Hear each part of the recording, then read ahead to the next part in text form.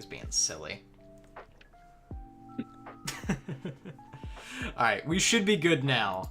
As we go live.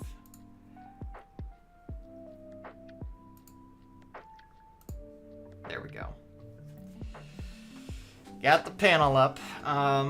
We will post ye ol' stream URL.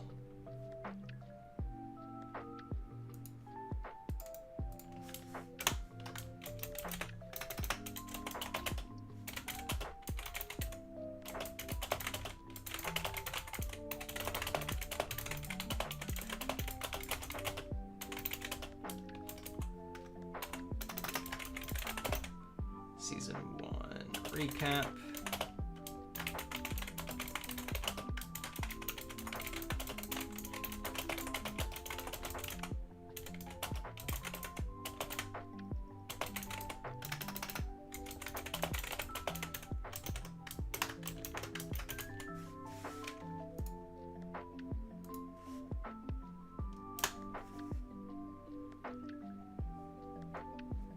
Okay.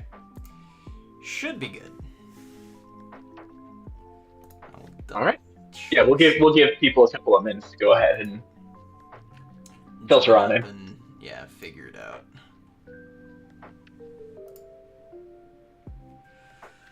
Oh man, it's been I can't believe it's already end of September. Where did our time go? Yeah, we already finished our first full season. Yeah, no. One down. 7 to go. 5, 6, or 8, depending again when Gen 10 comes out. If it comes out before. Yeah. Season would end. I just wrapped up the ending of Hades 2, so I beat the game. Ooh. Which, it did Nice. come out like 3 days ago, but I played all through early access, so it was just, I think I did like 6 or 7, no, I did probably like 10 total runs between now and then. Okay. But, yeah, it was pretty good. I liked it. I think the end, like, people have complained about the ending a little bit, and I think it's fine. Like, it's a roguelike. You're playing it mostly for the gameplay. Yeah, that's fair. But still, there's always something to be said about the story really getting you immersed in it. Yeah, like, Now, with that also said, I've it's never was played good or for, seen like, these two, so I have no idea. it was like good for like 90% of it. I was like, cool. Yeah, it sounds like a pretty good game. Oh, I gotta get the chat open. Where are you? Pull open the chat, say hi to people.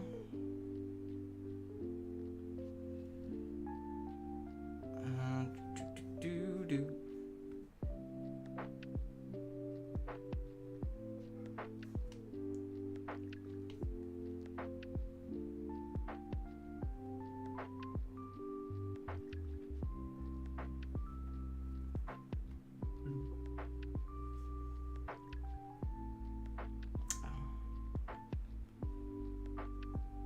There we go. All right. Let's. Hey, hello, people. What's up? What's up? Yo, looks like we got some people coming on in. Yeah, I think we'll wait about like 2 more minutes, and I think we go into breakdown of this wonderful finals match we got. I think it sounds good to me.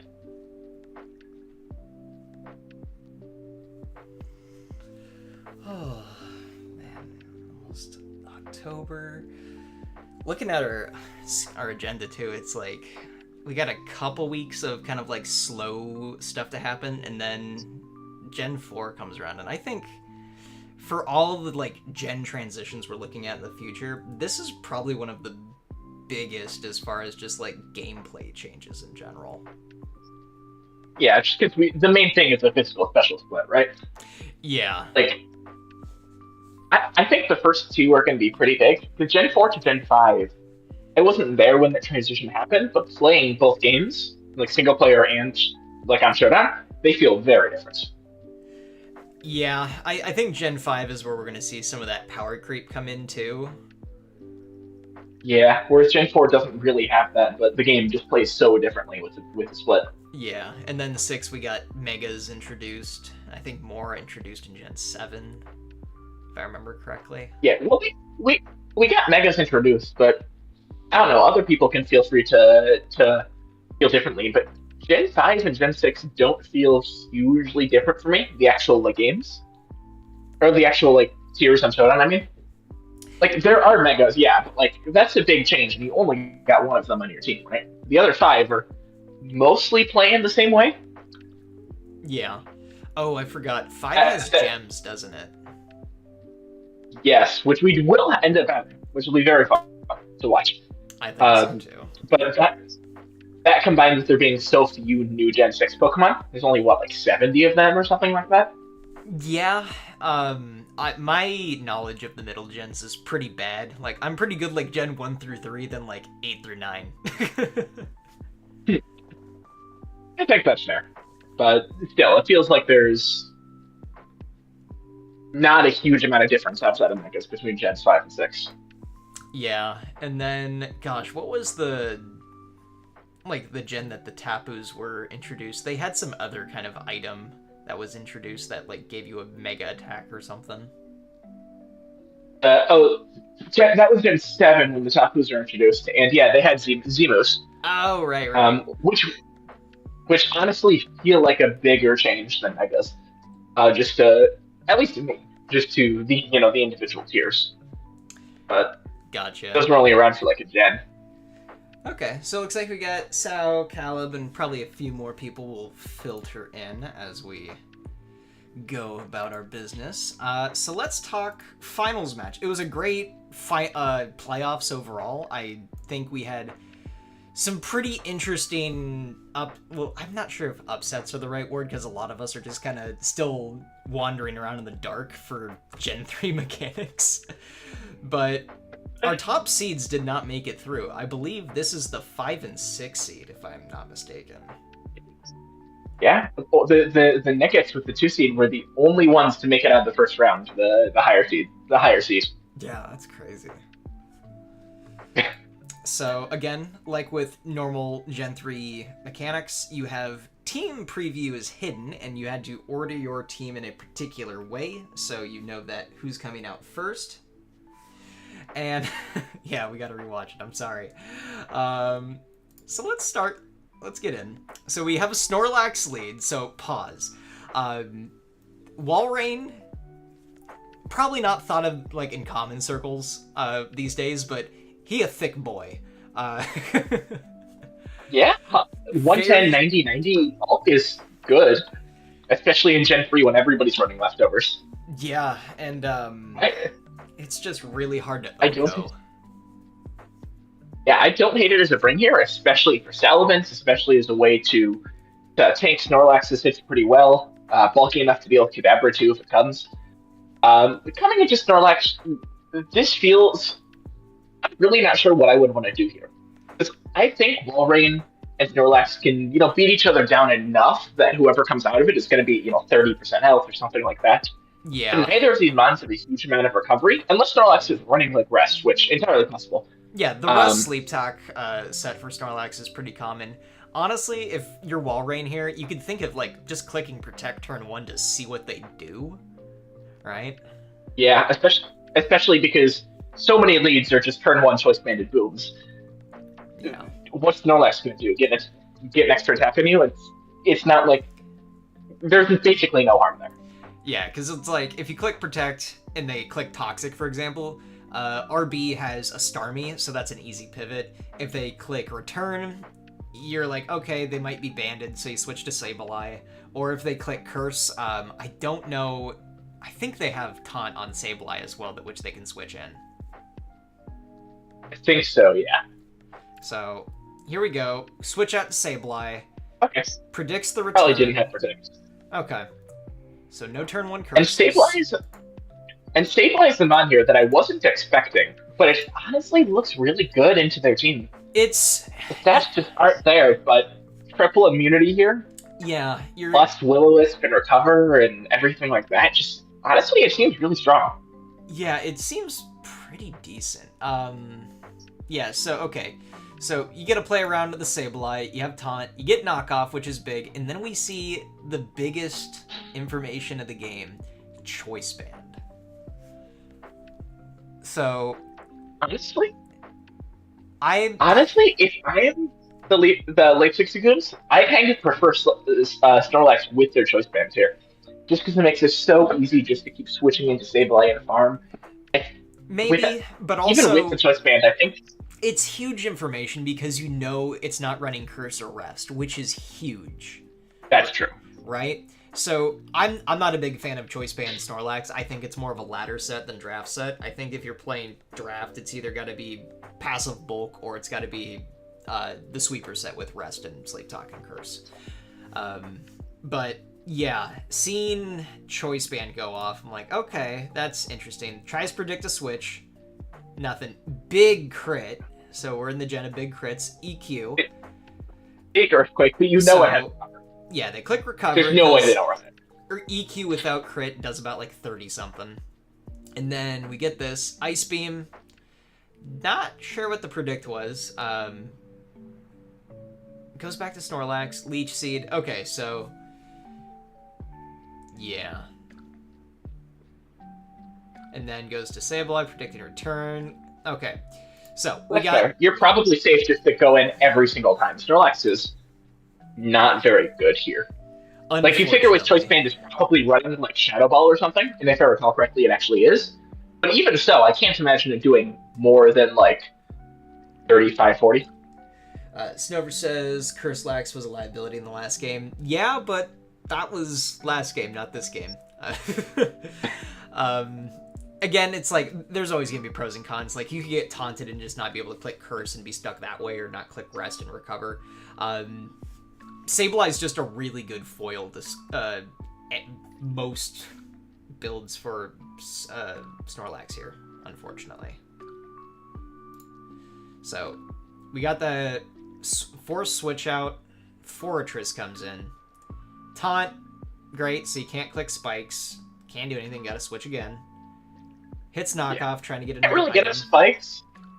But, like, how much can Sableye do to Fortress? Like, I guess it can slowly get chipped. But you got recover. It's you knock off Fortress's item, so you get rid of lefties.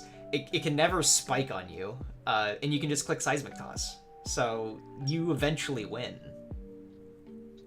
That's true, but I guess in that case, like, what are you doing for Sableye if you can't do that? Maybe try to get like a T-Wave or a Toxic Lantern and start to whittle it down that way. But if you have if you get two Mons that are basically completely useless, I wouldn't switch from one into the other, you know? Yeah. We do see here, though, with Sableye's full moveset revealed, it's not running any status moves. It's just control, basically, and some damage and recovery. That's true. And knowing it's not Whisper T-Wave, I forget if it gets Toxic. It does actually help a lot. It makes you a lot less scared to switch in with, like, Kadabra or something like that. Yeah. So Snorlax is getting chipped. Doesn't have Rest, so switch out. Decent switch out. Get the T-Wave, which is good. Okay, and the Mist Leech Seed. Woo! Confuse Ray. So... wow, this is a set. This is a demonic set. You're going to switch for the Men's Very Bold Switch. And here I guess you're trying to get up like a Hidden Power Flying or something? I would guess HP Flying. Goes for EQ. I don't know what they're predicting there with the EQ. Yeah, because Charizard's the other thing they have in the back. Yeah, but they almost certainly have Metagross, so maybe they were predicting that. Only thinking, I guess. Yeah, good on the Abomasnow, realizing Sableye is just a free switch in there and getting the switch out. Yeah. You go for Seismic Toss, break sub. That's good.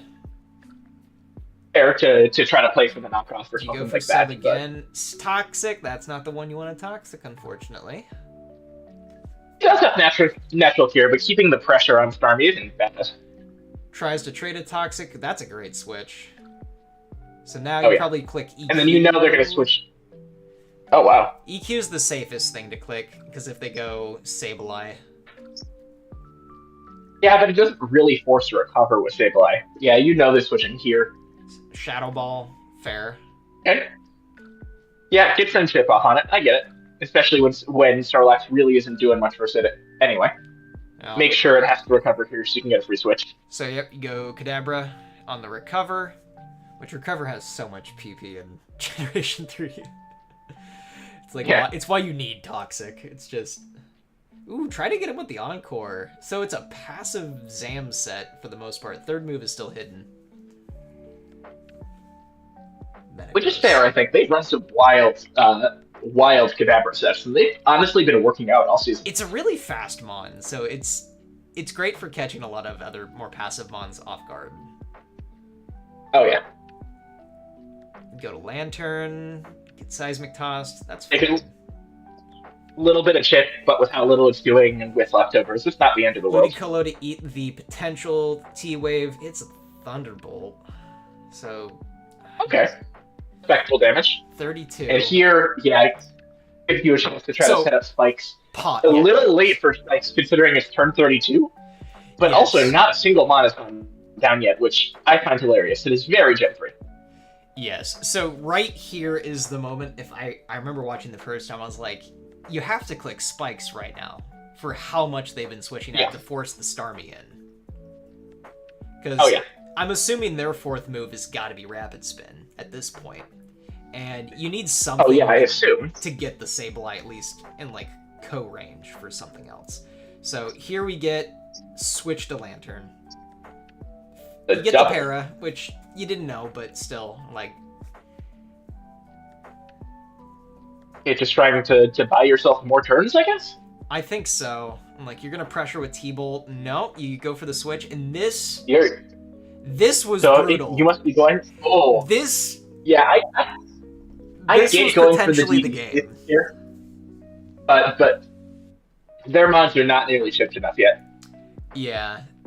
Mence taking Ice Beam, turn 35.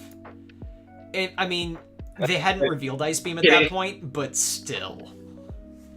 You gotta assume they haven't. And then hitting through the Para confusion is unfortunate. You go for Sludge Bomb. You get parried. You switch out. I don't know why you switch out here. Yeah, I guess you're doing it if you're worried about like the Metagross switch coming in. No, it's the Metagross switch in because you're assuming they're banded, right? And you don't want to blank on Metagross. That's true, but like I wouldn't mind having a bandage of trio in for Metagross. You're getting a lot of chip off there. You can't click Sludge Bomb though. Oh yeah, wait, you're right. I thought they were in Earthquake. My bad. No, so okay, yeah, that is fair. Yeah, so that makes sense from that standpoint. Trying to catch that switch. Eats the return. Yeah, trying to go for max. I don't know why you're clicking return at this point. You know they're switching into Sableye every single time. EQ. So this is the point where I'm like, okay, I'm just trying to whittle down for chip. Because they're going to die to Seismic Toss. Yeah. Either they're going to die, or you'll get them to a point where they need to recover, and then you can at least like switch out while they're doing that. Yeah. But because I'm thinking, Snorlax is going to die, and you're going to have a free switch in for Dugtrio. Oh, you go Lantern, save the Snorlax. You lose your lefties, which is a bit rough. So right now, RB is winning the passive game of recovering HP, not losing their items. Vietnam need to get spiced up soon. Yeah. Yeah, you're starting to heal up a little bit.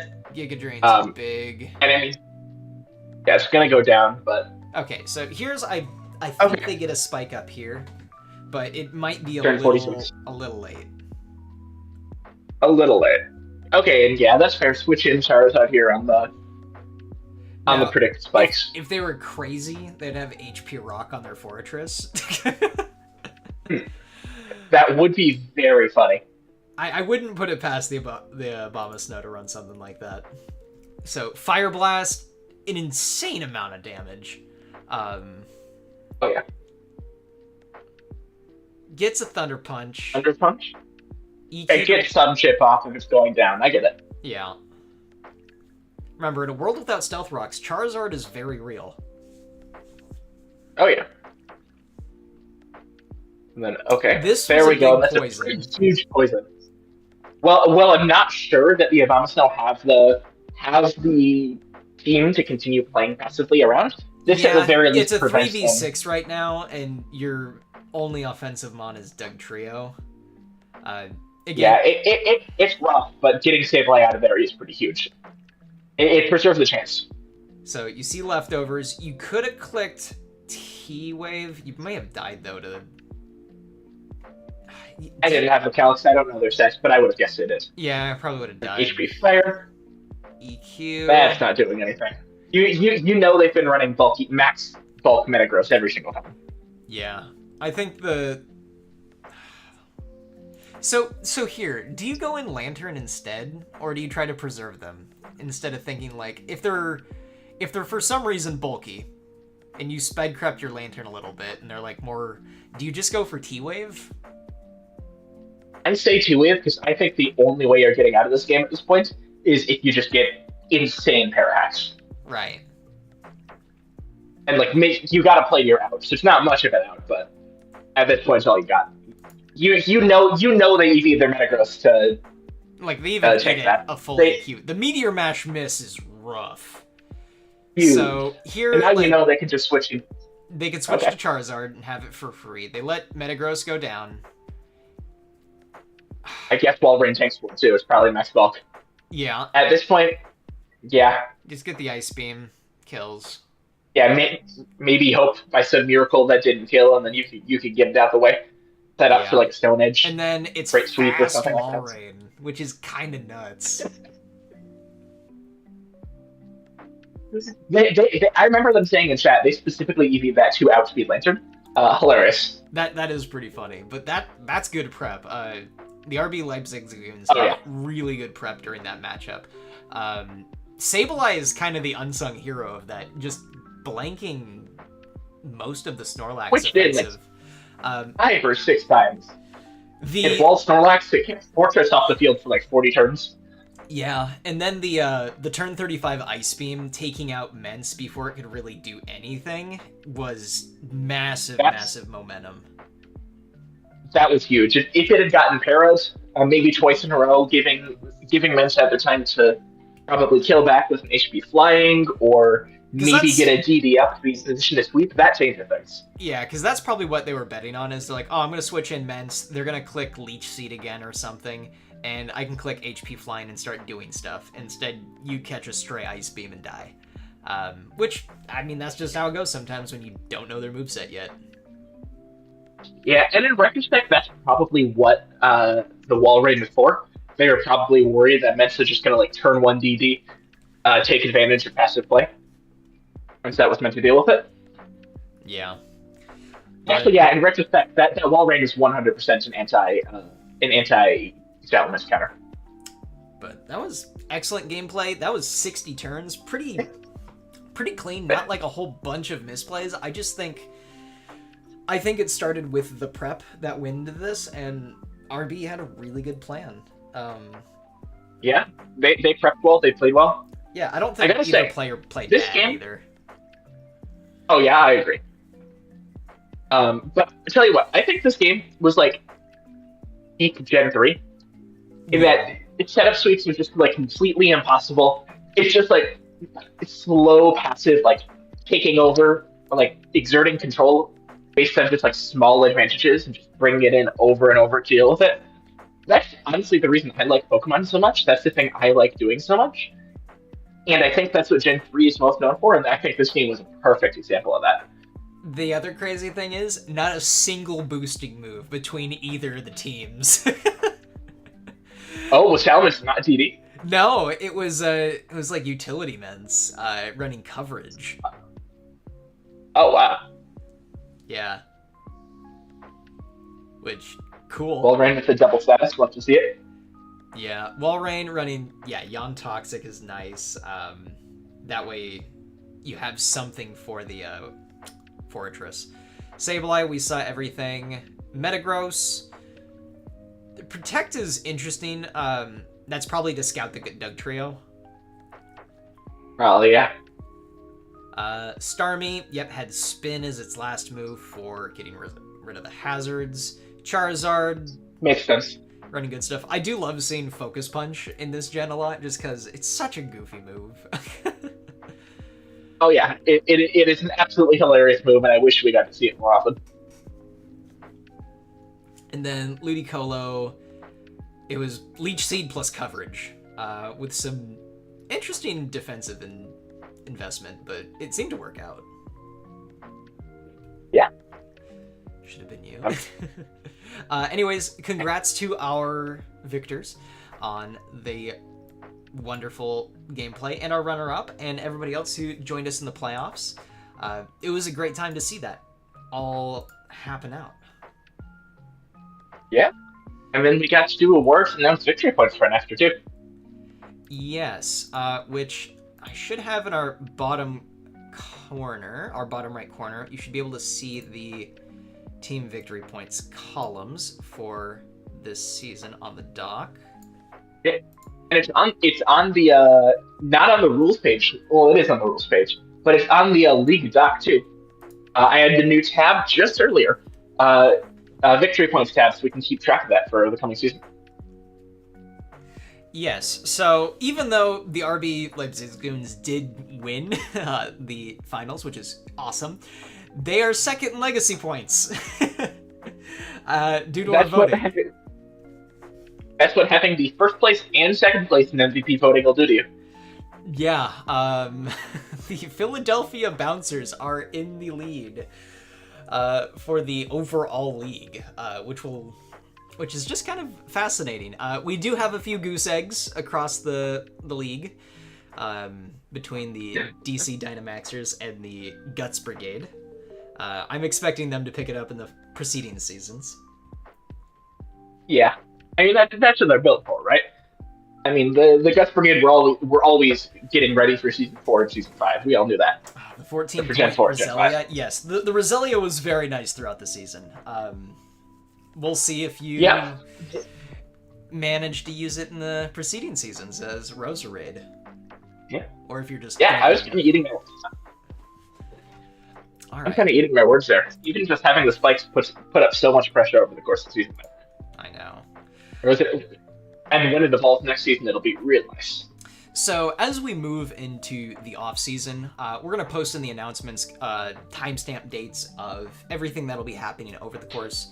I'd say probably 3 weeks is probably the total timetable of our off season. Give people a break from doing this kind of thing. Mons, we have applications coming in for expansion teams, which I think we'll be able to field 4 teams at this point. Yeah, no guarantee. We haven't made any decisions yet, one way or the other, but it's definitely looking like we will have 16 teams come Gen 4. Yeah.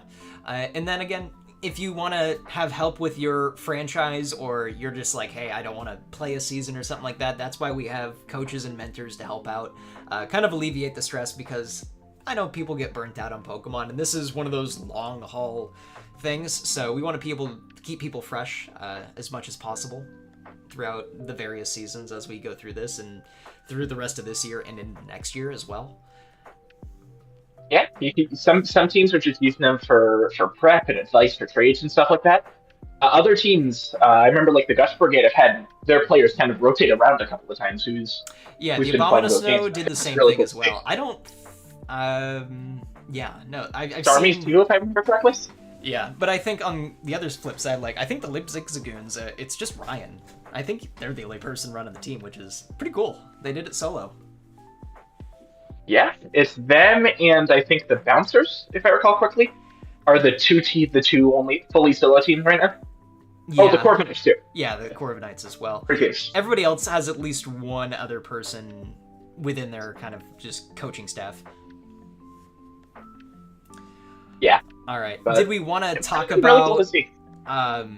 Did we want to talk about protection picks, expiring contracts, evolutions, or save that for the announcement? Because it looks like most teams have got their protection picks in, except for 2 at this point.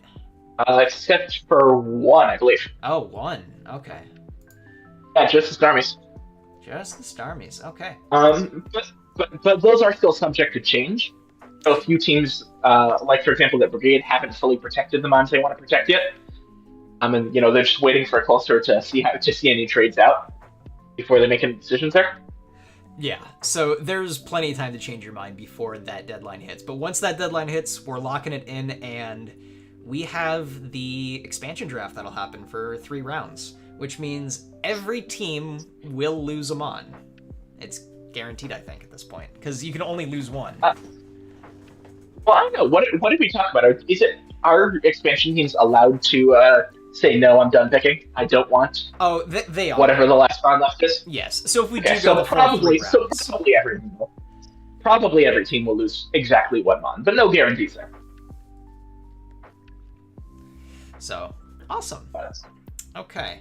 Yeah, and again, congrats to our wonderful community that we've built up. Even through one season, I think we already have now like 50 people on the server, which is pretty cool.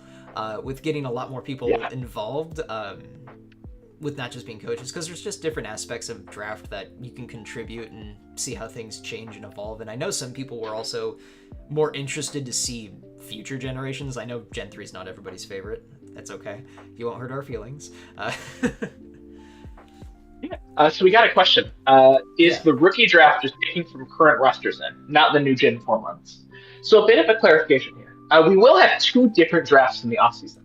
The expansion draft and the rookie draft. The expansion draft is going to be picking from current rosters. That one is going to happen first. It's just going to be from the 4, probably, new expansion teams that are joining the league. So they can pick at most 1 mon from each roster, just to, give them like a 3 mons to start off with, like the same way every team started off with 3 mons at the start of Gen 3. After that, there's going to be all of the new Gen 4 mons, cross-generation evolutions notwithstanding, who are going to be available to pick in the rookie draft. Yeah, so cross-gen evolutions are in between expansion draft and rookie draft, just for clarification. And that's actually probably a pretty good segue to go ahead and talk about the schedule for the off-season, maybe? Yeah, I think so. So our schedule will be protection selections end Friday, October 3rd at 8:59 p.m. my time, Pacific Standard. And then right after that, we're going to be revealing our expansion teams. Recruitment for coaches and mentors will still be ongoing, as it kind of always has been. Oh. And as another note, just as we do the expansion team reveal on the night of October 3rd, morning of October 4th, we will also be doing the draft lottery, both to spin the order for the expansion draft and do the lottery for the Generation 4 rookie draft at the same time. Yes. And then our franchise tag deadline. We had that, I think, tentatively October 6th? No, we talked about this. So a day or so after the expansion draft and the draft lottery happens, we're going to actually start the expansion draft. So we're tentatively aiming that for the evening of Sunday, October 5th. And then after, the expansion draft ends, so we know that, no the cross-gen evos or anything like that are picked. After that, we're going to go ahead and give people a little bit of time, probably a week, in between the expansion draft and the actual rookie draft.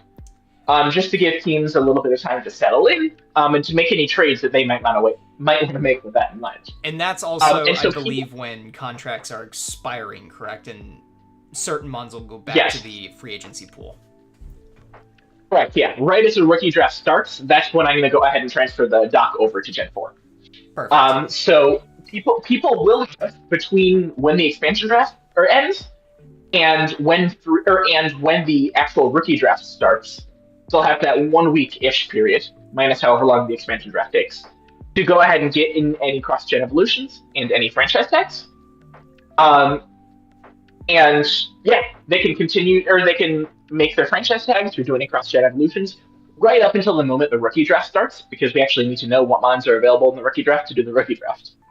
And then after the rookie draft ends, we'll have at least a week guaranteed, plus however long it takes to get to like a Sunday night, so season starts on a Monday. So maybe up to like 10 or 11 days for free agency for Generation 4. Awesome. But yeah, And that then, should tentatively put us and I at believe we were season still start in like running. mid to late October. I still believe we're running 5 weeks for Gen 4 for regular season.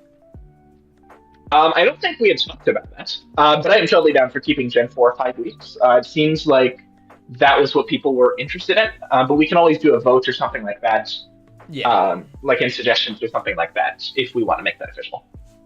Okay, we'll probably circle back to that. Yeah. We got a little bit of time until we get closer to the season.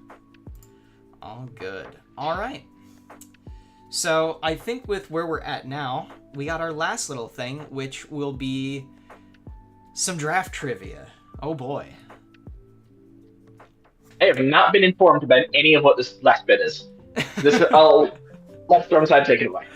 Yeah, so I figure to keep things exciting and involve some audience participation, we'd have some draft trivia for some people that have hung in there and test your knowledge about Mons. Just some friendly competition. No legacy points or anything on the line, but we have the Ice Rink voice channel that we'll be transferring ourselves over to, and we'll be putting up our question board. And I will post momentarily a method that you can join. So hold on one moment as I flip things around. Okay. So does this mean I should go ahead and go over to the Ice channel too? Yes, I will meet you there. All right. See you there.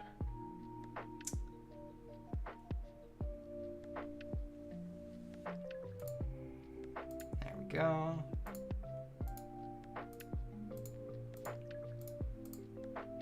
Ah, there we are.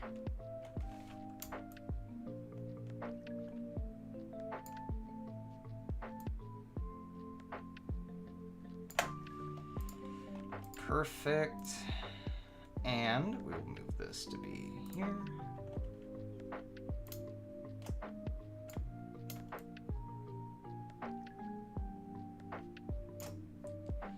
All right.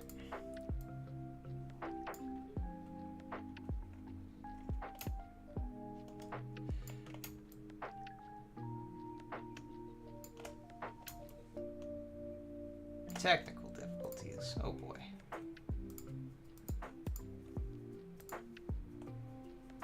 There we go. Hey. Hey. Just fixing one last thing. Yeah, no worries. But I will post the trivia link.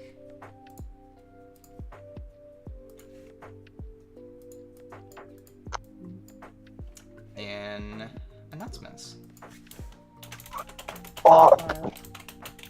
Ah, shit.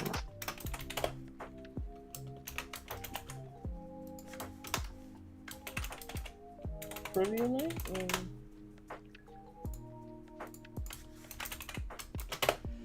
And okay. then I'll post the code. There we go. Let's go ahead and join. Yeah, so it's got a little buzz-in system. I'm trying to make sure that it shows up in our sidebar.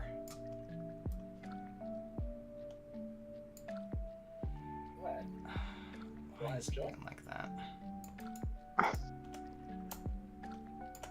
Shame. Oh, got one person. Nice. That would be me, I think. How do I join this? Ah. Where is this? I Hello, probably hello? join on my phone so I can actually like see the questions. Gotta go to this guy. I have like 20 different tabs open on my phone right now. It's a lot of tabs. What to Yeah. Well, I can't get that to show up on that smaller screen, but I will have the... Oh, man. Oh, Jesus Christ. Do you maybe want to share your screen on Discord? Because I know YouTube's got like a 10-second-ish delay. Yeah. Please. We in there. Yeah, I'll end the stream. I'll put it on Discord.